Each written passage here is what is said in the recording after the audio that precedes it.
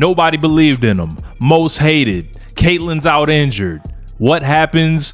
Belt to ass. The Indiana Fever are your 2025 Commissioner's Cup champions, and they take home that $500,000. Natasha Caitlin Clark was out of the Commissioner's Cup final, and the Indiana Fever still won the title. But instead of celebrating, WNBA fans are flooding the internet with one message: we want Caitlin. She didn't play, she didn't speak, and somehow she's still the center of the entire conversation. Was her injury really that serious? Did the Fever play better without her? And why does it feel like the WNBA is quietly moving on from the very star who built their spotlight? This win may belong to Indiana, but the drama belongs to Caitlin Clark, and it's just getting started. I think that we play basketball the right way. We love playing in front of our fans. We're building a championship-winning team. We're excited about it. We're excited about all the pieces that we've added, a great coaching staff, and we're fired up and working hard. And I think we play basketball the right way, and we give our fans a lot to cheer about, and also we love our teammates and work really hard. And now, with the Fever's biggest game of the season on the line, Caitlin Clark is suddenly sidelined.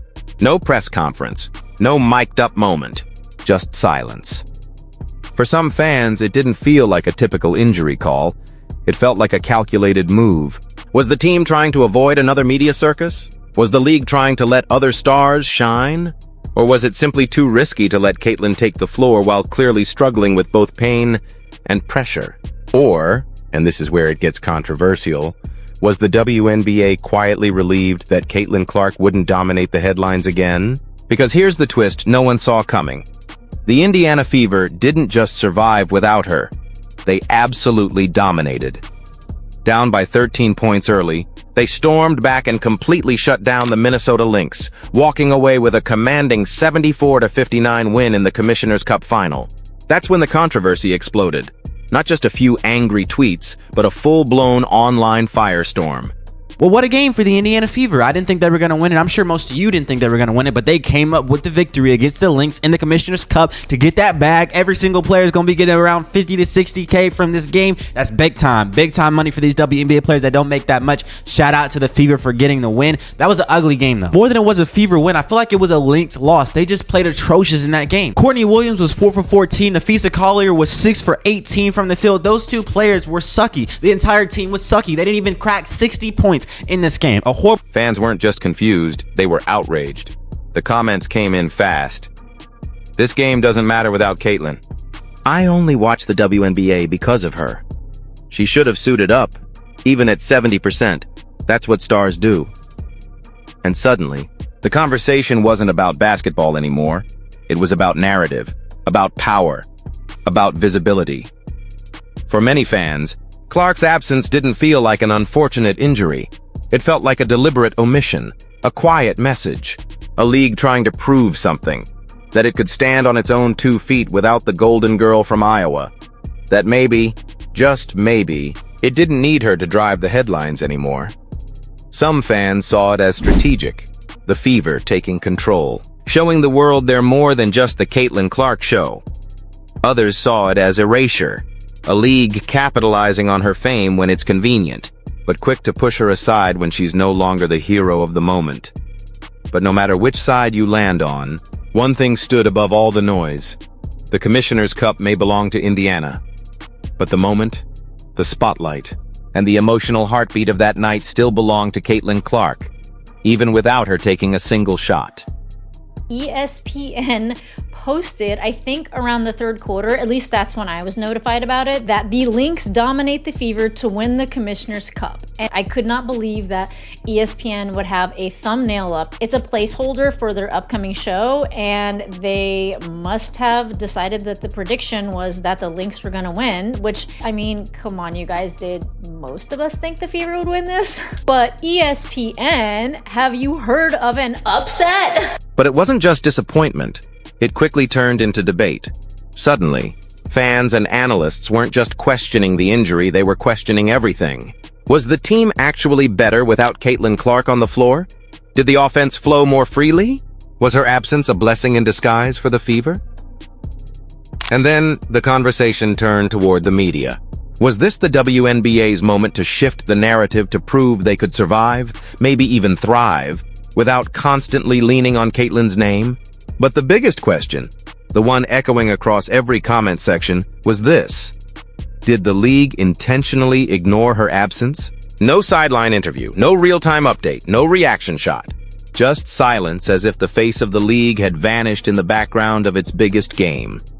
I think that, look, she always says she wants to play every game, and that her history says she's not just lip servicing us. She literally played every game of her career until this season, right?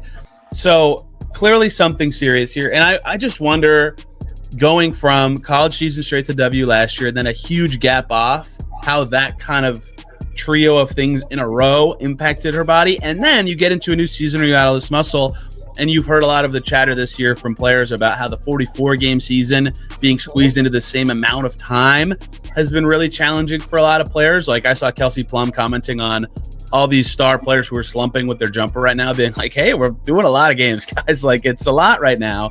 You know, I think the All-Star break can't come soon enough for a lot of these teams. So I just wonder how all that together has impacted her health status, especially with all this stuff coming in the same side of her body. I don't know if the groin counts as in the muscle band of a leg, but you never know how this stuff works when you're favoring one thing or the other. Caitlin Clark isn't just a rising star, she is the WNBA's engine right now. She's the reason tickets are sold out in cities that never used to care about women's basketball. She's why games are being flexed to national TV. Her jersey? Best-selling? Her name? Always trending. She's pulled the league into the mainstream conversation in a way we haven't seen in years, maybe ever. But as her profile has grown, so has the tension.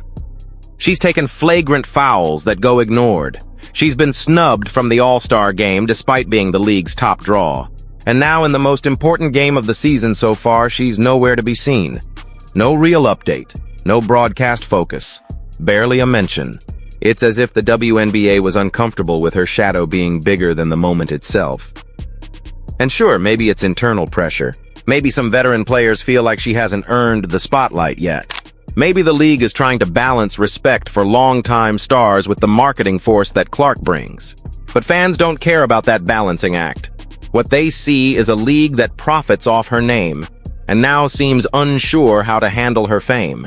They wanted Caitlyn in that final whether she was 100% or not, because to them, she is the story. And when that story was left out of the biggest game, fans felt something wasn't right. Not just disappointing, disrespectful. Some fans are going even further, calling for a full-on boycott of the WNBA. Not because they don't love the game, but because they feel the league isn't standing behind the very player who brought them in. They're saying if Caitlin Clark isn't going to be protected on the court, respected in the locker room, and promoted in the media the way every other superstar would be, then they're out. They'll stop watching, stop buying, stop caring. Because to them, this isn't just about basketball anymore.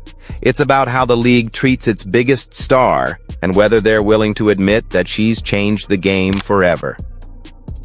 And here's the uncomfortable truth. Yes, the Indiana Fever just made history. They won the Commissioner's Cup. They silenced critics. They played their hearts out. But Caitlin Clark wasn't part of that moment. She wasn't on the court. She wasn't given a voice. She wasn't even given screen time. And for millions of fans, that matters. Because when the player who brought more attention to women's basketball than anyone, in a generation suddenly disappears from the league's biggest night without explanation, without acknowledgement, it doesn't feel like a coincidence. It feels like a choice. So whether you believe the Fever looked better without her, or you think the WNBA is deliberately trying to dim her spotlight to keep the veterans happy, one thing is undeniable.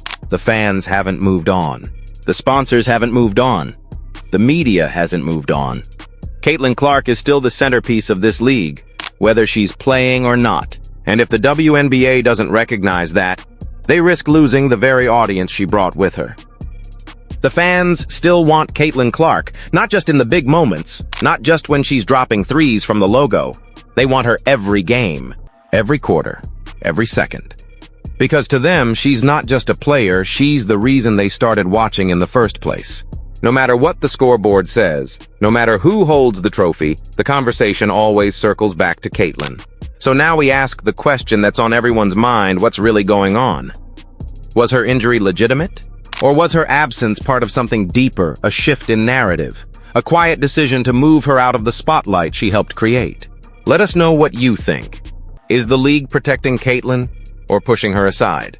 Drop your thoughts in the comments. And don't forget to subscribe for more WNBA drama, fan reactions, and the truth behind the headlines they won't show you on TV.